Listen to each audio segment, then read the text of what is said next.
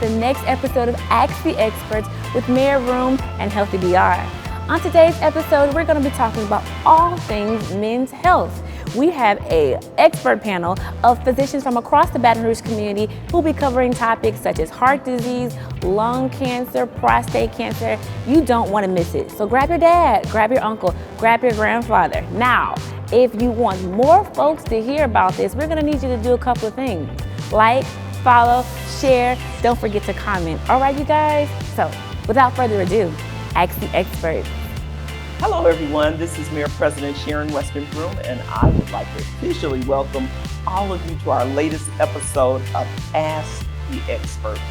Now today we are joined by some experts in men's health, so we can create a dialogue surrounding how to ensure men in our community stay healthy. And I do believe that the first gentleman is looking at this episode.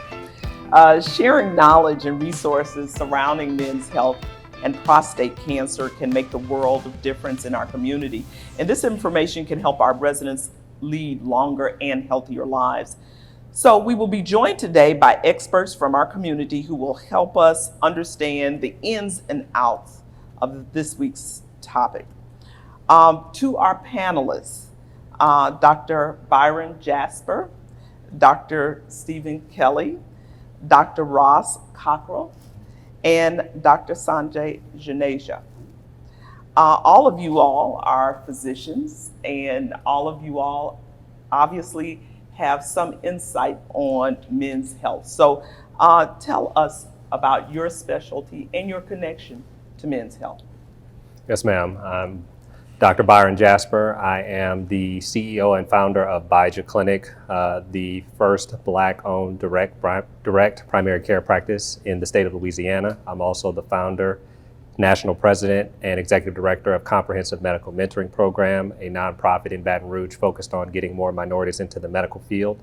And my focus on men's health just starts with basic primary care practices, specifically trying to get people engaged in care early, stay in care, and get them the resources they need very early in the process if something is indeed wrong.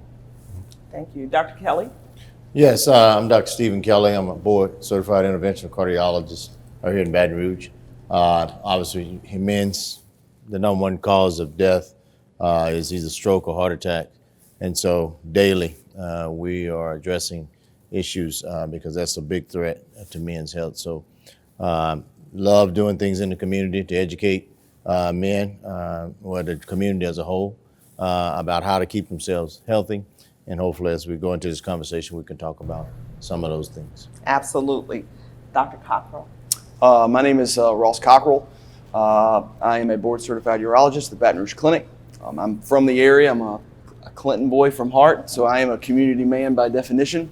I'm quite passionate about men's health throughout the community and making it available to everyone. As a urologist, we specialize in all men's health, including cancer screenings, cancer treatments, and all other things that affect a man's life through his time here on earth.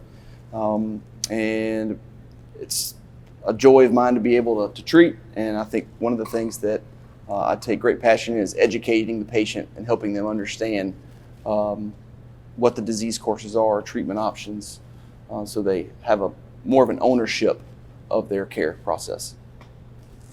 And Dr. Juneja? Yes, I'm, like you said, Dr. Juneja, and my wife and I both are blood and cancer specialists here in town out of the Pennington Cancer Center, American Oncology, and we both treat cancer a lot, and I'm very passionate, like Dr. Cockrell said, and really everyone here is just kind of educating and being comfortable with, cancer diagnoses and how to treat it. And I'm pretty active on social media as the onc doc to try to give kind of patients and providers kind of clues on, how to maintain healthy lifestyles to prevent cancer, but also some of the things that may be, somewhat concerning or be aware of, because it is very curable, if it's caught early, and that's the key. And the sooner we can recognize that, the better.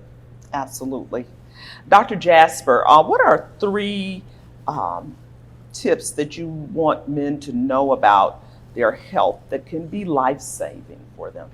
Yes, ma'am. So common things are just, it sounds very repetitive, and I say it over and over, is trying to get into care early and stay in care. One of those things of getting into care is just basically finding a primary care doctor, primary care provider, and hopefully engaging with them on a regular basis. So if things pop up that are abnormal, we catch them early and we hopefully can treat them. And if not treat them in the primary care sense, we can refer to specialists. Second thing is working on a really healthy diet. I know that sounds very easy to do, but being in Louisiana, specifically in Southern Louisiana, it's really tough at times to find that healthy diet. But if you're doing it consistently, it makes it a lot better for you, your health, and a lot of times for the families and the generations that come thereafter. And the last thing, of course, is exercise. Again, from a primary care standpoint, if you're in care early, you're eating a good diet, and you're exercising regularly, we prevent a lot of those diseases that are often causing a lot of devastation in our communities and also within the family setup that we have. So those three things are huge, and I constantly talk about them. And then the more we do them, the better. And some main health conditions that can lead to a greater risk of mortality for men. Yeah, common things are just, it sounds very cliche again in family medicine. It's the big three, which are high cholesterol, diabetes, and high blood pressure.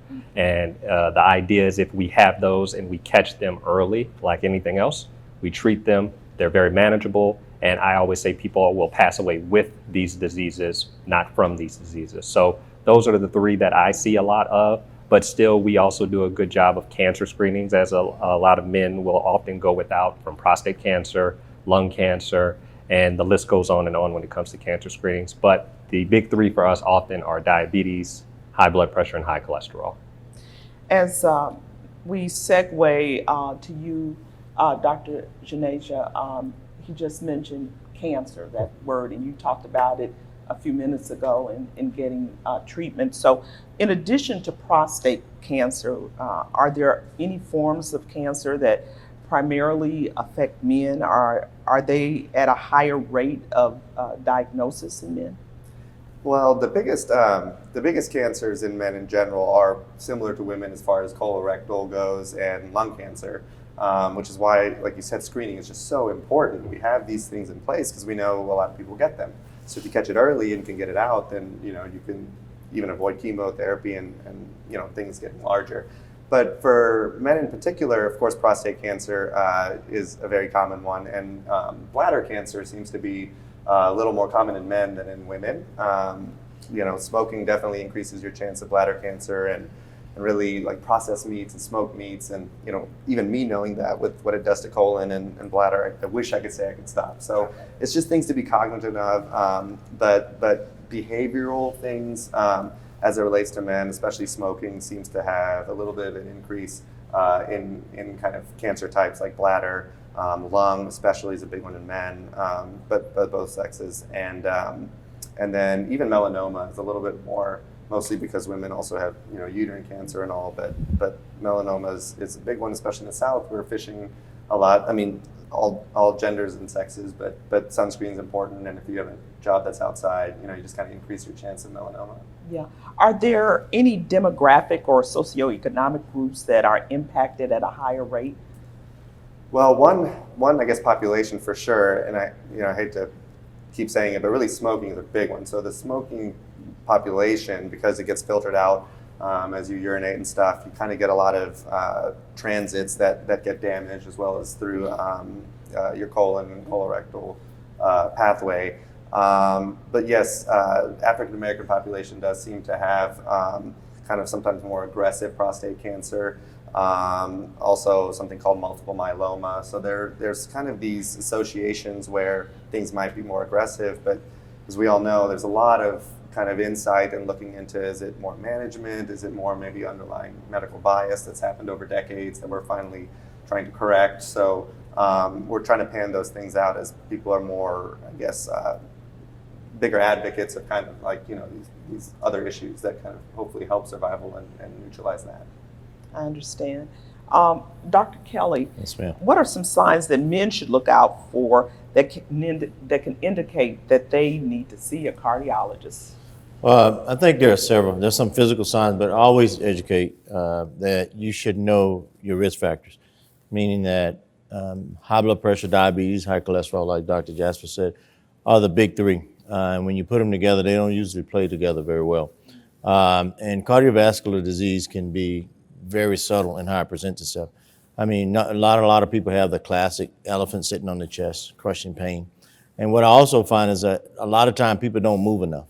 We think that because we're able to mow our yard behind, push more, or self-propel more, or ride on the lawnmower, walk through the grocery store at a slow pace, that we're okay. But I always encourage, don't necessarily wait on symptoms. It's a blessing if you have symptoms, but not every patient has symptoms. And so I encourage you, if you have the risk factors, go get yourself evaluated, because it's too easy now to get evaluated for cardiovascular disease. Now, you mentioned one healthy habit that can be implemented, and that's exercising, moving around. Are there other healthy habits that you try to instill in your patients? Yes, I mean, I'll be honest, exercises, educating on dietary things, dietary restraints. And I often tell them that dietary restraints is a work in progress for everyone. Exercise is something, a lot of people say they don't have time to exercise, but at this point in your life, you don't have time not to exercise. And so you have to at least do 45 minutes of good cardio every day, and even do muscle building exercises. And you don't necessarily have to go to the gym. I often tell patients that there's no magic in the gym, okay? There's no magic with buying a treadmill to sit at your house to be a nice clothes rack. I mean, there's no magic in any of this. You know, exercise is free. Just walk briskly. Now, you got to walk at a good pace. A good pace is to try to walk a mile every 12 to 15 minutes. But if you're walking a mile every 30 to 35 minutes, you're probably counting the birds in the tree, and that's not really benefiting you in the long run. But just, you got to keep moving, because that's how you'll know when something has changed. And most patients who can catch things early, they can tell me exactly, I was doing this 6 months ago, now I'm struggling just to get this done. Dr. Cockrell, so can you tell us what behaviors are known to increase the risk of prostate cancer? So some of the risk of prostate cancer, again, it's going to sound redundant, gender is the highest risk factor. Being a man puts you in the classification and having the highest risk of prostate cancer, right? Age is a risk factor. The older we get, the higher risk we carry of developing prostate cancer. There's some studies out there, and there's the old adage is, and it's pretty true, that if you live long enough, you'll get prostate cancer. And generally speaking, that's true. So it's very important to echo Dr. Jasper, start early, maintenance. Other risk factors include genetic, and that includes ethnicity, right? African-American men have a higher risk of prostate cancer. Again, like Dr. Juneja said, that whether or not there are some bias in the studies and selection and access to care in the African-American community that's placed those numbers on that community, unfortunately. We have found that when African-American men get access to normal care and the care that is accessible to everyone, that we have found that the lethality of disease is not any different than in white men. So I think it's very important, maintenance. Treat your body like your car. If you wait for something to break, your car's not going to last very long, right? If you go and get your oil changed, your tires rotated, it'll last you a good while. And the other genetic thing is family histories of cancer, including prostate cancer. Highest risk falls within family members. So if you have a brother that has prostate cancer, absolutely be on your toes. Let your doctor know that you should be screened earlier. Father, let them know. Grandfather, the risk fall as the degree of separation increases. If you have any women in your family that have had breast cancer, ovarian cancer, make sure you get screened for prostate cancer, as well as the BRCA1 gene group that we hear about on the news that puts you at risk, as well as colon cancers can place you at a higher risk as well. As a urologist, what are some signs that men should specifically be in tune to come and see you, that would prompt them to come and see you? Right. So as a urologist, we treat a multitude of things. We specialize in the urinary system. So really any changes in your urinary system, you should let your primary care doctor know. They are the entry point to all of your health care, and they are of utmost importance. And let them know, and they can help you figure out whether or not you need to go to the next level to see a specialist, such as a urologist, a cardiologist, hematologist, oncologist. As it pertains to prostate cancer is generally not symptomatic until it's advanced. Advanced prostate cancer, men will start having issues emptying their bladder at all, meaning having a very difficult time emptying their bladder. Doesn't mean that is a cancer diagnosis, but that can be a symptom. Rapid weight loss, bone pain that's new outside of arthritic pain as we get older. But again, now we've done such a great job in screening for prostate cancer. Those guys are a rare finding now that have advanced prostate cancer and show up with weight loss and these other symptoms that we talk about. So as we close this very insightful conversation, do you all have any or know about any upcoming events surrounding men's health that would be beneficial for them to participate in? Dr. Jasper? For me, offhand, I'll say that we are always looking to get people engaged in care at Baton Clinic. We're always looking to have people enroll in care, and one of the big things we advocate for is having accessibility of care regardless of your insurance status. So we are taking new patients. Most of my patients, funny enough, are men, and African American men at that, and a lot of them often say, we like to come to people that look like us, and there's nothing wrong with that. So I tell men all the time, find the doctors, the nurse practitioners, the providers that make you comfortable. And if you're comfortable going into that office and you're able to share and be transparent, that's when you get the best care.